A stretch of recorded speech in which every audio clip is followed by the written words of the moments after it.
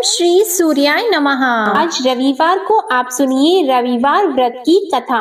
प्राचीन काल में एक राजा था और एक रानी थी। उनके पास सिपाही, घोड़े, दासियां, दास, धन दौलत सब कुछ था, सिर्फ उनकी संतान नहीं थी। इसी कारण वे दोनों राजा रानी बहुत दुखी रहते थे। संतान प्राप्ति के लिए उन्होंने हर तरह के दान, धर्म, धार्मिक अनुष्ठान, जप, मंत्र, पूजा पाठ आदि सब किया, लेकिन इससे उनका कोई फायदा नहीं हुआ। जब राजा और रानी वृद्ध होने लगे तो दोनों को बहुत ही चिंता हो गई। वे दोनों सोच में पड़ गए कि अब हमारे इतने बड़े राज्य का क्या होगा, कौन बनेगा इस राज्य का वारिस, कौन लेगा प्रजा की जिम्मेदारी। राजा और रानी दिन रात इसी चिंता में घुटने लगे। उन्हें खाने और पीने की भी सुध नहीं रहती थी। तो एक सुबह राजा के दरबार में एक साधु आता है तो दासी रानी को इत्तला करती है। तब वह दासी से कहती है, ये मेरा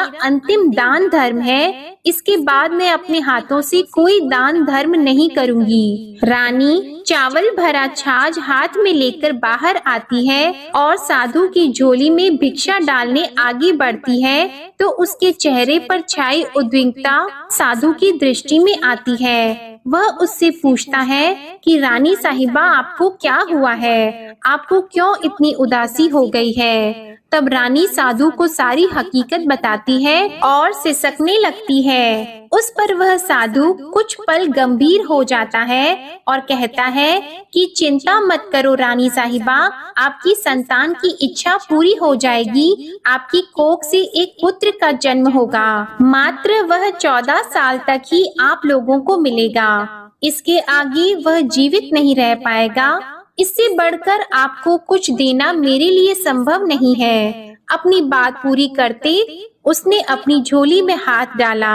झोली में हाथ डालकर थोड़ी सी भभूत निकालकर उसने रानी को दी और कहा, आप और महाराज दोनों इसे बांटकर ग्रहण कर लेना, तुम्हें जल्द ही पुत्र की प्राप्ति होगी। और वह साधु अपनी राह को चला गया। उसके जाने के बाद रानी सोचने लगी कि 14 साल तो 14 साल ही सही, उतने समय के लिए हमें पुत्र तो मिलेगा, यही काफी है। उतने साल तक मैं उसे जी जान से बड़ा करूंगी, उसे ढेर सारा प्यार और दुलार करूंगी, अपनी संतान की मुराद पूरी करूंगी। उस रात अपना सारा राज गाज खत्म करके राजा जब रानी के महल में गए तो रानी ने राजा को सारी बात बता दी और साधु की दी हुई भभूत राजा को दिखाकर बोली कि साधु महाराज ने ये भभूत हम दोनों को ग्रहण करने के लिए दी है।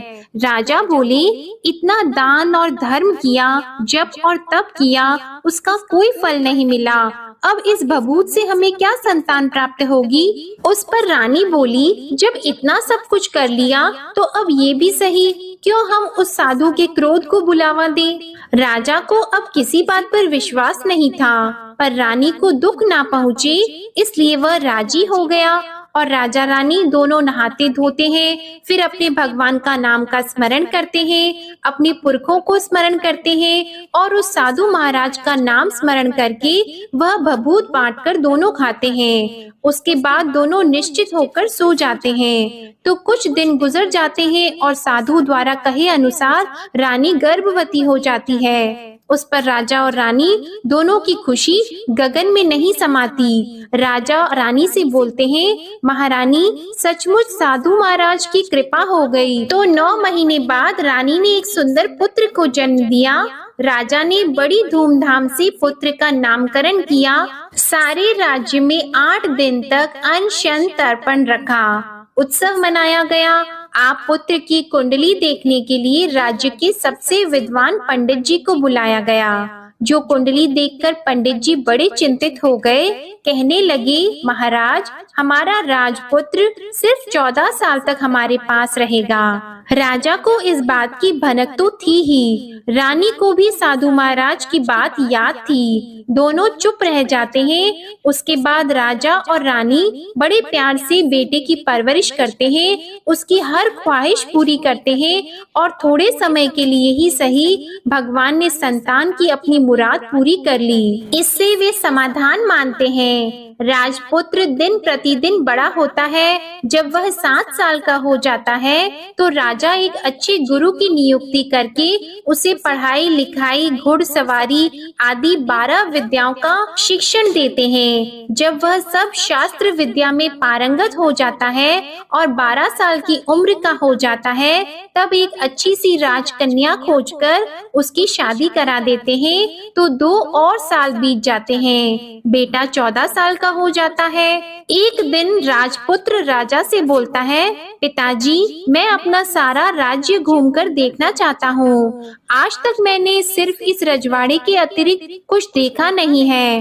बेटे की बात सुनकर राजा चिंतित हो जाते हैं, क्योंकि पुत्र को 14वां साल शुरू हुआ ही था। अब कोई अनहोनी होने का वक्त नजदीक आ पहुंचा था, लेकिन राजा यह सब बातें पुत्र को बता नहीं सकता था। राजा अपने चेहरे पर खुशी लाकर बेटे से कहता है कि हाँ, जरूर जाओ बेटा, तुम्हें अपना सारा राज्य घूमकर देखना चाहिए। कहाँ क्या है ये सब जानना चाहिए। कल मेरे बाद तुम ही को तो राजा बनना है। मात्र एक बात का ध्यान रखें, तुम जहाँ जा रहे हो, क्या कर रहे हो, ये बात अपनी पत्नी को नहीं बताना। पुत्र कहता है, ठीक है पिताजी, आपने जो कहा है मैं वैसा ही करूँगा। राजपुत्र दिन भर अपनी पत्नी के साथ रहता है, खुशियाँ मनाता है और रात को 12 बजे वह उठकर बाहर चला जाता है। फिर सुबह होने से पहले वापस अपने महल में आकर सो जाता है। ऐसा बहुत दिनों तक चलता रहा और पुत्र का 14वां साल खत्म होने में कुछ ही दिन बाकी रहे थे। इतने में उसकी पत्नी यानी छोटी रानी रात में जाग जाती है। वह देखती है कि बिस्तर पर राजपुत्र नहीं है। वह महल में सब जगह देखती है तो राजपुत्र कहीं भी नजर नहीं आते। तो वह क्या करती, किससे कहती? वह चुपचाप रहती है। फिर वह सुबह होने पर देखती है कि उसका पति अपनी जगह सोया हुआ है। वह पति से कुछ नहीं पूछती है, लेकिन दूसरी रात भी जब वैसा ही होता है, तीसरी और चौथी रात और कुछ दिनों तक ऐसा ही चलता रहता है, तब रानी बहुत ही चिंतित हो जाती है। उसके मन में ढेर सारे सवाल उठते हैं, लेकिन उसे पूछने में डर लगता है। शायद पति गुस्सा कर बैठे। सास ससुर से पूछने के बारे में सोचा तो उसकी कुल मर्यादा बीच में आ जाती थी। तो इस तरह वह मन ही मन घुटती रहती थी। इस हालत में उसे खाने पीने में दिलचस्पी नहीं होती थी। वह दुबली पतली हो जाती है। तो उस राज्य में फूल बेचने वाली एक बूढ़ी मालिन थी। वह हमेशा छोटी रानी को फूल देने उसके महल में आती थी। उस बुढ़िया का ध्यान छोटी रानी पर पड़ जाता है। वह उससे पूछती है, बेटी, तुम्हें किस बात का दुख है? तुम इस तरह सूख कर कांटा क्यों बनी हो? उस पर रानी कहती है, क्या बताऊं तुम्हें अम्मा, तुम्हारा राजपुत्र हर रात्रि को बाहर चला जाता है और सुबह वापस लौट कर आ जाता है। वह कहाँ जाता है, क्या करता है, यह सोच सोच कर मैं अन्न जल ग्रहण नहीं कर पाती हूँ और सूख सूख कर इस तरह कांटा बन रही हूँ। बुढ़िया सब बात सुनकर उसे एक उपाय बताती है कि बेटा ऐसा करना, आज रात को तुम सोना मत, उसके पीछे जाकर देखना कि वह कहाँ जाता है, क्या करता है और उसकी अच्छी तरह से पहरेदारी करना। तो छोटी रानी बोली कि अगर मुझे नींद आ गई तो बुढ़िया बोली कि तुम्हें नींद न आए इसलिए एक काम करना, अपने बाएं हाथ की उंगली में एक जख्म कर देना, उस पर थोड़ी सी मिर्ची छिड़कना, उससे तुम्हें बड़ी जलन होगी और उस पीड़ा से तुम्हें रात भर नींद नहीं आएगी। रानी बुढ़िया के कहे अनुसार वही करती है। उंगली की जलन से उसे बड़ी देर तक नींद नहीं आती, लेकिन बाद में वो सो जाती है। दूसरे दिन सुबह बुढ़िया फूल लेकर उसके महल में पहुंचती है और पूछती है, क्या हुआ बेटी, क्या तुम देख पाई कि पति कहाँ जाता है? रानी कहती है, नहीं अम्मा, पहले कुछ समय जलन के कारण मुझे नींद नहीं आई, पर कुछ देर के पश्चात मैं सो गई। बुढ़िया कहती है, कोई बात नहीं, आज तुम उंगली पर पहले से थोड़ा बड़ा जख्म करना और ज्यादा मिर्च लगाना। तो रानी ने वैसा ही किया, परंतु वह सिर्फ पति को बाहर निकलते हुए देख पाती है, उसके पीछे नहीं जा सकती क्योंकि उसे फिर से नींद आ जाती है। दूसरे दिन सुबह बुढ़िया आती है तो उसके पूछने से पहले ही रानी रोककर कहती है, अम्मा, मैं आज भी उसकी पहरेदारी ठीक तरह से नहीं कर पाई। बुढ़िया कहती है, रोना नहीं बेटी, सब कुछ ठीक हो जाएगा। तुम आज रात जख्म और बड़ा करना और उस पर ज्यादा मिर्ची लगाना, और एक काम करना कि जब वह जाने के लिए निकलता है तब उसका रास्ता रोकना। बुढ़िया ने जैसा बताया रानी ने वैसा ही किया। आज रात उसे नींद नहीं आती है। पति जब रात को महल से निकलने के लिए चलने लगता है तो वह बुढ़िया ने जैसा बताया वैसे ही करती है। दौड़कर जाकर पति का रास्ता रोकती है और कहती है, कहाँ जा रहे हो, किससे मिलने जा रहे हो, मुझे बताओ। राजपुत्र उसे समझाने की बहुत कोशिश करता है, देखो अगर मैंने तुम्हें यह बता दिया तो मैं तुम्हें दोबारा नहीं मिल पाऊंगा। रानी कहती है, कोई बात नहीं, ना मिल पाओ, लेकिन आप रात के समय कहाँ जाते हो यह मुझे बता दो। राजपुत्र निरुपाय हो जाता है। पत्नी की जिद के आगे उसकी एक नहीं चल पाती। ठीक उसी समय उसका 14वां साल खत्म हो रहा होता है, 15वां साल लगने वाला होता है। जो होता है वह हो जाने दो, यह सोचता है और कुछ चावल मंत्रों से सिद्ध करके पत्नी को देकर कहता है कि इन चावल के दानों को हाथ की मुट्ठी में पकड़ना। पहले दाएं हाथ में पकड़े चावल मेरे ऊपर फेंकना, मैं कौन हूँ तुम्हें पता चल जाएगा। बाद में बाएं हाथ में पकड़े चावल मेरे ऊपर फेंकना, मैं जैसा था तुम्हें मिल जाऊंगा। लेकिन यदि तुम बाएं हाथ के चावल मेरे ऊपर फेंकना भूल गई तो मैं तुम्हें कभी नहीं मिल पाऊंगा। रानी ने कहा, नहीं भूलूंगी। रानी बड़े आत्मविश्वास के साथ यह कहकर दाएं हाथ में पकड़े चावल पति के ऊपर फेंक देती है तो राजपुत्र एकदम एक विशाल घोड़ा बन जाता है। एकदम उम्दा सफेद गर्दन पर लंबी अयाल देखते देखते वह तेजी से दौड़ने लगता है। रानी उस घोड़े को एकदम भौचक्की होकर देखने लगती है और पति ने बाएं हाथ के चावल फेंकने की जो बात कही थी वह भूल जाती है। उसकी आंखों के सामने घोड़ा महल से बाहर निकलकर चला जाता है। घोड़ा जो महल से बाहर जाता है तो वापस नहीं आता। अब रानी को बड़ा पश्चाताप हुआ। वह स्वयं को कोसने लगती है, लेकिन अब उसका कोई फायदा नहीं होने वाला था। राजपुत्र अब वापस नहीं आने वाला था। सुबह होते ही महाराजा को सब बात पता चली। उन्हें बहुत दुख होता है। वे बिस्तर पकड़ते हैं और राह देखते हैं कि एक दिन उनका बेटा वापस आ जाए। इस तरह 1 महीना गुजरता है, 3 महीने गुजरते हैं, आखिर 6 महीने पूरे हो जाते हैं। राजपुत्र का कोई अता पता नहीं चलता।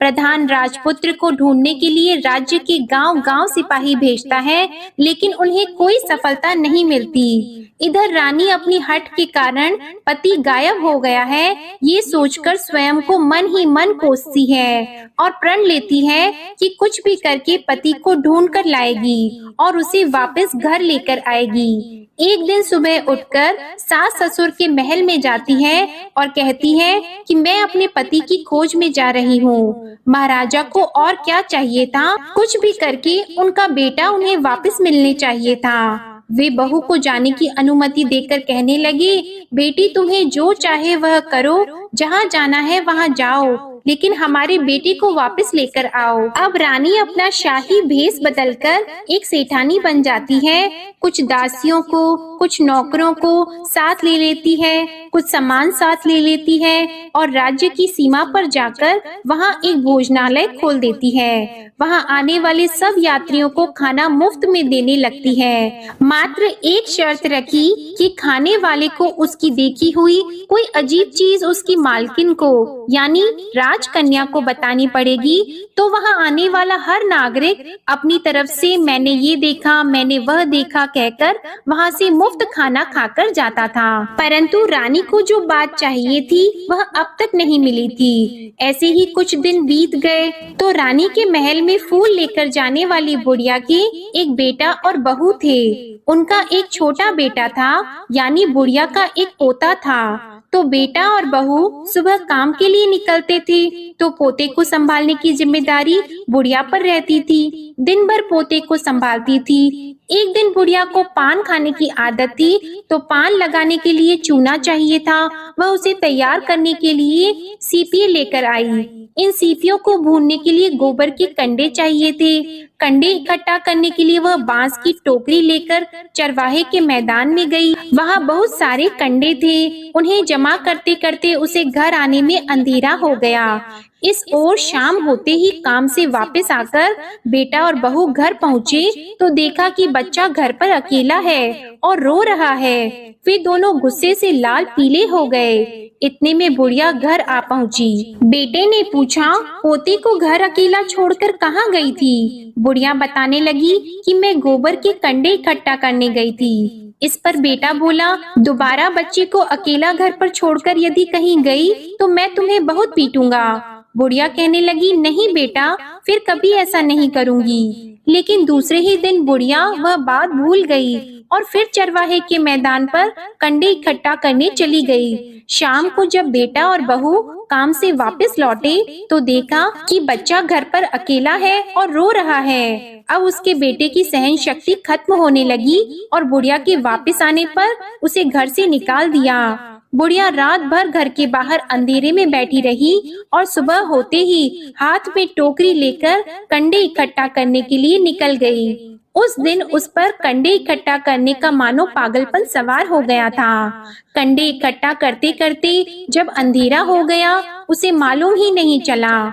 उसे जब ध्यान आया तो गांव का रास्ता भी ठीक तरह से दिखाई नहीं दे रहा था। वह अंधेरे में आंखें फाड़कर देखती देखती किसी तरह आगे निकल पड़ी तो एक कपिला गाय छन छन की आवाज करते गली की घंटी बजाते ठुमक कर उस मैदान पर आ गई। उसे देखकर बुढ़िया सोचने लगी कि इस गाय के पीछे पीछे जाऊंगी तो गांव तक पहुंच जाऊंगी। तब बुढ़िया उसके पीछे पीछे जाने लगी। वह गाय उस मैदान से लेकर एक एक करके 6 मैदान पार करती है। आखिर में वह 7वें मैदान तक पहुंचती है तो क्या होता है कि उस मैदान पर एक बड़ा सा पत्थर है। गाय जाकर उस पत्थर को अपना सींग मारती है। जब गाय ने सींग मारा तो वह पत्थर दूर हट गया और पाताल में नीचे जाने की सीढ़ियां दिखाई देने लगी। तब वह गाय उन सीढ़ियों से नीचे जाने लगी। बुढ़िया वह सब देख रही थी और झट से जाके गाय की पूंछ को पकड़ लिया। वह गाय के साथ नीचे पाताल में पहुंच गई और तुरंत ही गाय की पूंछ छोड़ दी और इधर उधर देखने लगी। उसने देखा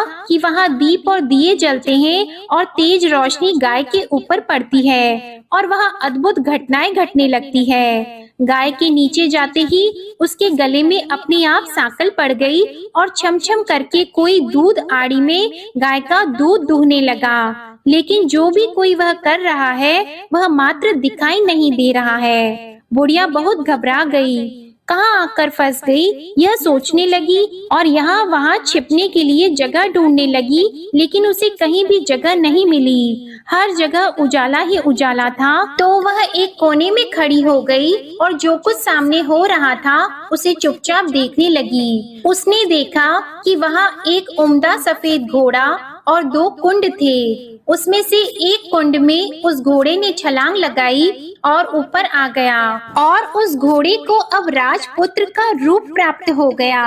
उसने दूसरे कुंड के पानी में स्नान किया, वहाँ रखे नए कपड़े पहने और नजदीक ही एक सुंदर पलंग था, उस पर आकर वह बैठ गया। उसके सामने अपने आप 5 पकवानों की थाली आ गई। दूध की एक प्याली भी आ गई, 5 सुपारी आ गई। उसके सामने एक दिया जलता रहा और राजपुत्र ने खाना खाया पानी पिया, पान सुपारी खाई और बिस्तर पर लेट जाने से पहले सूर्य देव का स्मरण करके सामने जलते हुए दिए से पूछा, हे दीपंकर, मेरे माता पिता क्या कर रहे हैं? दिया बताने लगा, बेटे के शोक में डूबे हैं। राज कौन संभाल रहा है? तो उसने बोला कि राज्य प्रधान संभालते हैं। उसने पूछा कि मेरी पत्नी क्या करती है? तो दिए ने बोला कि उसने चौराहे पर भोजनालय शुरू किया है और आते जाते लोगों से वह नई खबर के बारे में पूछती रहती है। दिए के यों कहते ही राजपुत्र कहने लगा कि ठीक है। उसके बाद वह सो गया। बुढ़िया कोने में खड़ी हुई सब देख रही थी। ऐसी अद्भुत घटना उसने जिंदगी में पहली बार देखी थी। उसे अंदर ही अंदर चुलबुलाहट होने लगी। वह अपनी भूख प्यास भूल गई और आगे क्या होता है कि उसे उत्सुकता से देखने लगती है। लेकिन उसके बाद और कुछ घटनाएं नहीं घटती। रात गुजर गई और सुबह हो गई। पलंग पर सोया हुआ राजपुत्र उठा और फिर से पहले वाले कुंड में छलांग लगाई। तो अब वह फिर से घोड़ा बनकर कुंड से बाहर आ गया। वह तेजी से उच्च पाताल नगरी से बाहर निकल गया, लेकिन वह कहाँ गया बुढ़िया को कुछ पता नहीं चला। उसके बाद पिछली रात की तरह कोई उस गाय को छमछम करके दूध दोहने लगा। जैसे ही दूध दोहना खत्म हुआ, उसके गले की सांकल अपने आप खुल गई और वह गाय तेजी से ऊपर जाने लगी, सीढ़ियों की ओर भागने लगी। गाय को दौड़ता देखकर बुढ़िया सोचने लगी कि अब गाय के साथ यहाँ से ऊपर जाना ही समझदारी होगी, नहीं तो कोई मुसीबत आकर उसके ऊपर टपक जाएगी। झट से उसने गाय की पूंछ पकड़ ली और गाय के साथ ऊपर आ गई। गाय जब मैदान में पहुंची तो उस सुरंग का रास्ता अपने आप बंद हो गया और उसके मुंह पर एक बड़ा सा पत्थर पहले की तरह खड़ा हो गया। ऊपर आकर वह गाय जंगल की ओर निकल गई। इधर बुढ़िया एकदम बावली सी हो गई। उसने पाताल नगरी में जो कुछ देखा था वह जल्द से जल्द किसी को बताने के लिए उतावली हो गई। उसे एकदम याद आया कि नगर की सीमा पार कोई औरत भोजनालय चलाती है और नई बात बताने वालों को अच्छा खाना पीना मुफ्त में देती है। वह सोचने लगी कि क्यों न मैं ये बात उस औरत को जाकर बताऊं। यदि उसे ये बात पसंद आ गई तो बाकी जीवन खाने पीने की झंझट से मुक्ति मिल जाएगी। बुढ़िया ने मन में तय किया और तुरंत उस भोजनालय के द्वार पर टंगे नगाड़े के सामने खड़ी हो गई और जोर जोर से नगाड़ा बजाना शुरू कर दिया। नगाड़े का इस तरह शोर सुनकर मालकिन यानी छोटी रानी मन में प्रसन्न हो जाती है कि शायद कोई बड़ी बात लेकर यहाँ आया है। रानी सिपाहियों को आदेश देती है, जाइए और जो कोई आया है उसकी अच्छी तरह खातिरदारी कीजिए। आदेश पाते ही सिपाही नीचे दौड़ गए तो एक बुढ़िया नगाड़ा बजा रही थी। उन्होंने पूछा, क्यों नहीं बुढ़िया, क्या हुआ, क्यों नगाड़ा बजा रही हो? बुढ़िया बोली, कुछ नहीं बेटा, यहाँ खाना मिलता है ना, इसलिए आई हूँ। खाना चाहिए मिलेगा, लेकिन तुझे कोई नई बात बतानी पड़ेगी। हाँ बताऊंगी, एक बात मालूम है मुझे।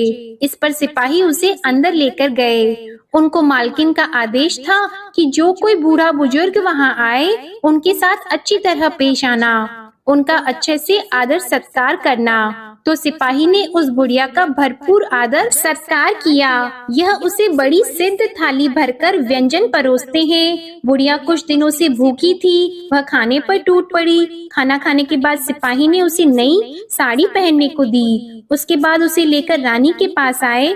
बुढ़िया और रानी ने तुरंत एक दूसरे को पहचान लिया। तब रानी ने बुढ़िया से कहा कि अम्मा अब बताओ तुमने क्या नई बात देखी है? नई बात? मैंने कोई नई बात नहीं देखी है।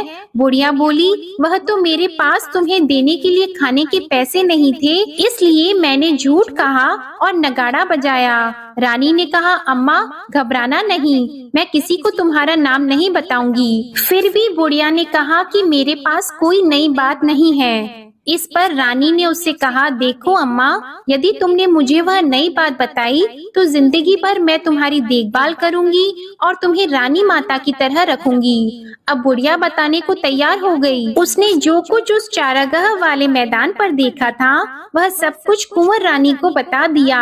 बुढ़िया की वे बातें सुनकर कुंवरनी को यकीन हो गया कि वह राजपुत्र उसी का पति है। वह तुरंत बुढ़िया से कहने लगी कि अब माँ मुझे उस जगह पर ले चलो। तब बुढ़िया बोली, नहीं बेटी, वह पाताल राज्य है, सांप है। यदि किसी ने तुम्हें देख लिया तो तुम्हारी जान खतरे में पड़ सकती है। लेकिन रानी उसकी एक भी नहीं सुनती, उसे उस जगह ले जाने के लिए हठ करने लगी। आखिर में बुढ़िया ने उसका कहना मान लिया और कहने लगी, ठीक है, मैं तुम्हें वहाँ ले जा सकती हूँ, पर आज नहीं, कल वहाँ जाना है तो शाम को ही जाना होगा। तो दूसरे दिन दोपहर को रानी बुढ़िया के साथ उस मैदान पर गई और एक जगह छुपकर गाय के आने की राह देखने लगी। दिन ढलते ही अंधेरा गिरने लगा और गाय हमेशा की तरह वहां आ गई। मैदान के उस कोने में जाकर उसने पत्थर पर सींग मारा तो छत से पत्थर हटकर वहां सुरंग में जाने का रास्ता खुल गया। गाय उस रास्ते से नीचे उतरने लगी तो बुढ़िया रानी से कहने लगी, जल्दी आगे बढ़ो, हम गाय की पूंछ पकड़कर नीचे उतरेंगे। तो दोनों गाय की पूंछ पकड़कर नीचे उतर गईं। बुढ़िया पहले जिस कोने में छिपी थी उस कोने में छिप गई। अब नीचे सब कुछ पहले जैसा घटित हो रहा था। गाय के गले में अपने आप सांकल पड़ गई। कोई अदृश्य रूप से उसका दूध दोहने लगा। एक सफेद उम्दे घोड़े ने आकर एक कुंड में छलांग लगाई तो राजपुत्र के रूप में ऊपर आया। वह राजपुत्र दूसरे कुंड में नहाने लगा। बाद में उसके सामने खाने की थाली आ गई, दूध की प्याली आ गई, पान का बीड़ा आ गया।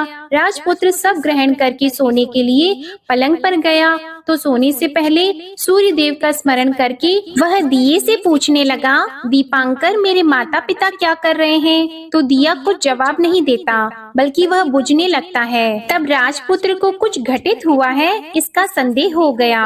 वह उदास हो गया और जो कुछ हुआ है वह हो जाने दो ऐसा सोचकर फिर से बिस्तर पर लेट गया। अब रानी का संयम छूट गया।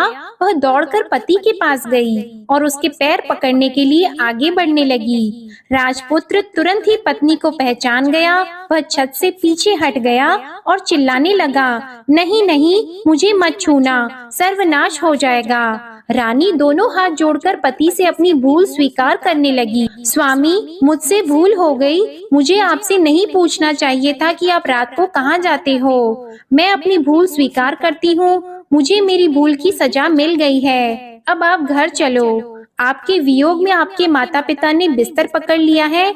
आपकी प्रजा भी बहुत दुखी है। उस पर राजपुत्र कहने लगा, वही तो एक बार तुम गलती कर बैठी हो, अब दोबारा मत करना, नहीं तो अब मैं तुम्हें जो दिख रहा हूँ वह अभी नहीं दिखूंगा। रानी अब विलाप करने लगी, जोर जोर से जमीन पर सिर पटकने लगी। राजपुत्र के मन में उसके प्रति दया उत्पन्न हो गई। वह उससे कहने लगा, यदि तुम मुझे पाना चाहती हो तो तुम्हें एक काम करना होगा। काम कठिन है लेकिन वह तुम्हें अकेले ही करना होगा। रानी ने कहा, कहो स्वामी, कितना भी कठिन काम हो मैं वह पूर्ण करूंगी। रानी कहने लगी। इस पर राजपुत्र ने उसे बताया, इस पाताल से ऊपर जाते ही तुम्हें एक घना जंगल नजर आएगा।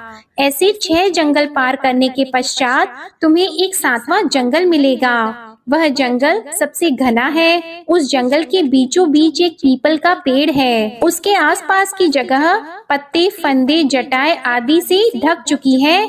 वहाँ बाघ, शेर, सांप और भालू बैठते हैं। तुम्हें उन सबको भगाकर वह जगह साफ करनी है। उसको गोबर से लिपाई करके पवित्र बनाना है, रंगोली से सजाना है। उसके बाद वहाँ धूप, कपूर, अगरबत्ती जलानी है। फूल और कुमकुम से पेड़ की पूजा करनी है। दूध और दही से बने चावल का भोग चढ़ाना है। ये सब तुम्हें दोपहर को 12 बजे से पहले करना है। 12 बजने के समय तुम्हें उस जगह पर बैठकर सूर्य भगवान का ध्यान करना है। ठीक 12 बजे सूर्य भगवान का रथ वहाँ उतरेगा।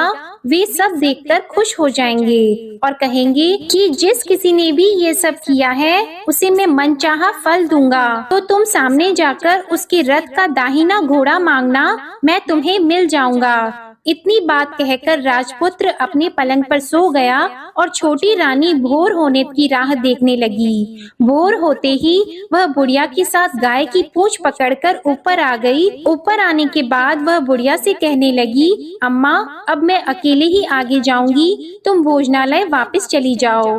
वह जंगल में जाकर राजपुत्र की बताई जगह ढूंढने लगी और स्वयं आरी से वह जगह साफ कर दी। बाद में राजपुत्र ने जैसे बताया वैसे ही लिपाई पोताई करके वापस आ गई। दूसरे दिन सुबह होने से पहले उठी और जंगल में उस जगह पहुंची। वहां जाकर इत्र और गुलाब का पानी छिड़ककर उस जगह सुगंधित धूप अगरबत्ती जलाकर उसे पवित्र किया और पूजा की सब सामग्री वहां तैयार कर सूर्य भगवान का ध्यान करके बैठ गई। जैसे कि पति ने बताया था कि दोपहर को ठीक 12 बजे सूर्य भगवान का रथ उस पीपल के पेड़ पर आकर रुका है। सूर्य भगवान ने जब रथ से नीचे देखा तो सुगंधित वातावरण देखकर वे बहुत प्रसन्न हो गए। फिर वे बोले, जिस किसी ने यह काम किया है वह यहाँ आकर आज मुझसे कुछ भी मांगे मैं उसे दे दूंगा। रानी ने जब ये शब्द सुने तो बिना समय गवाए दौड़कर उनके सामने आ गई और उनको साष्टांग नमस्कार करके बोली,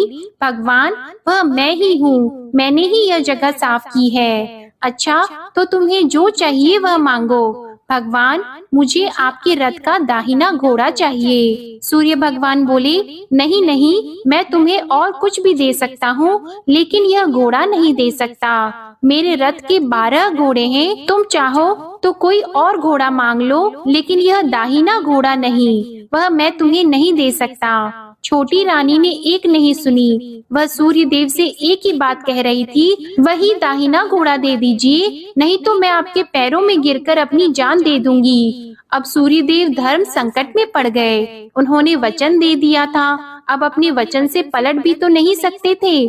ठीक है, दे दिया तुम्हें घोड़ा, सूर्य देव ने कहा। फिर एक बात और भी कही, देखो मैंने तुम्हें घोड़ा तो दे दिया है लेकिन वह तुम्हें यहाँ नहीं मिलेगा, तुम्हें उसे पाताल में जाकर लाना होगा। रानी बोली, पाताल में ही क्यों भगवान, मैं उन्हें पाने के लिए कहीं भी जा सकती हूँ। रानी को वचन देकर सूर्य देव अपने मार्ग को चले गए और इधर रानी जंगल से अपने भोजनालय में आ गई। फिर वह बुढ़िया को लेकर उस मैदान पर आ गई और जल्दी ही शाम हो गई। शाम होते ही वहाँ वह गाय आ गई और उसने सींग मारकर सुरंग का पत्थर हटाया और नीचे उतरने लगी। रानी और बुढ़िया जल्दी जल्दी उसकी पूंछ पकड़कर नीचे उतर गईं। नीचे पाताल में सब घटनाएं पहले की तरह ही घटने लगी। घोड़े का एक कुंड में नहाकर राजपुत्र बन जाना, नहा धोकर पलंग पर जाकर बैठना, तो उसे खाने की थाली, दूध की प्याली आना, पान का बीड़ा आना। लेकिन आज एक नई बात घटी। आज 2-2 थाली, 2-2 दूध की प्याली और 2-2 पान के बीड़े उसके सामने आए। वह कुछ नहीं बोला। अपने हिस्से की थाली खाकर, दूध पीकर और पान का बीड़ा चबाकर वह सोने चला गया और हमेशा की तरह दिए से पूछने लगा, दिए दिए दीपंकर, मेरे माता पिता क्या करते हैं? दिए ने बताया, वे दोनों तुम्हारे शोक में मरने की स्थिति में पहुंच गए हैं। ऐसा? झट से उसकी आंखों में आंसू टपकने लगे। फिर वह पूछने लगा, दिए दिए दीपंकर, मेरा राज्य कौन चला रहा है? तुम्हारा राज्य प्रधान चला रहा है और वह सब कुछ हड़प चुका है। वह प्रजा पर बहुत अत्याचार कर रहा है। यह सुनकर राजपुत्र को बहुत गुस्सा आया। वह गुस्से से अपनी मुट्ठी भींचने लगा। अब वह पूछने लगा, दिए दिए दीपंकर, मेरी पत्नी क्या कर रही है? अब दिया कुछ नहीं बोला और चुप रहा। अब रानी का संयम जवाब दे गया। वह दौड़कर पति के गले लग गई। अब मैं तुम्हें मिल गया। राजपुत्र कहने लगा, सच कहते हो? अब आप फिर से घोड़ा तो नहीं बनोगे ना? नहीं, दोबारा घोड़ा नहीं बनूंगा। तुमने जो इतने सारे कष्ट उठाए हैं मुझे पाने के लिए, इसलिए सूर्य देव ने मुझे सदा के लिए घोड़े के जन्म से मुक्त कर दिया है। राजपुत्र ने बड़े प्यार से कहा और उसे गले लगाया, उसके आंसू पोंछे और कुछ देर के पश्चात सुबह हो गई तो गाय की श्रृंखला टूटकर वह ऊपर भूलोक जाने लगी। रानी, राजपुत्र और बुढ़िया उसकी पूंछ पकड़कर ऊपर आ गए। ऊपर आने पर वे सीधे भोजनालय में पहुँचे। वहाँ का सब सामान लोगों में बांट दिया और उसको ताला लगाकर अपने राज्य में लौट आए। राजपुत्र वापस आता है और उसके तेवर देखकर प्रधान घबरा जाता है। राजपुत्र ने उसे बंदी बनाकर कैद खाने में डाल दिया और राज्य की बागडोर अपने हाथ में ले ली। उसके बाद वह अपने माता पिता को मिलने उनके महल में गया तब राजपुत्र क्या देखता है कि उसके माता पिता उसके शोक में अस्थि पंजर बने हुए हैं। पुत्र को वापस आया देखकर मरणासन राजा रानी की आंखों से टप टप आंसू बहने लगे। इन दोनों ने पुत्र को गले लगा लिया, उसे प्यार से सहलाया और इतना होने के बाद उनकी सेहत में एकदम सुधार आने लगा। वे अब बिस्तर से उठकर बैठ गए हैं, पुत्र को आशीर्वाद देने लगे हैं। राजपुत्र के आने की खबर तुरंत ही राज्य में फैल गई। प्रजा खुशी से फूली नहीं समाई। प्रजाजन राजमहल के सामने इकट्ठा हो गए। राजपुत्र ने भी उन्हें दर्शन दिए और आज से उन्हें कोई दुख नहीं पहुंचाएगा, ऐसा वचन भी दिया। अब राजा अपने पुत्र का राज्याभिषेक करके उसे सिंहासन पर बिठाता है और बहू को महारानी का दर्जा देता है और स्वयं अपनी पत्नी के साथ ईश्वर स्मरण करते खुशी से दिन बिताता है। महाराजा बना राजपुत्र अच्छी तरह से राज्य चलाने लगा और अपनी पत्नी के साथ सुख शांति से जीवन बिताने लगा। उस बुढ़िया को रानी ने अपने ही पास रख लिया और उसकी अच्छी तरह से देखभाल करने लगी। बुढ़िया और उसके बुढ़ापे के दिन खुशी से गुजरने लगे। प्रेम से बोलिए सूर्य नारायण भगवान की जय। आपको आज की कथा पसंद आए तो वीडियो को लाइक करना मत भूलिएगा, शेयर कीजिएगा, कमेंट में भगवान श्री सूर्य नारायण की जय लिखिएगा और चैनल को भी सब्सक्राइब करिएगा।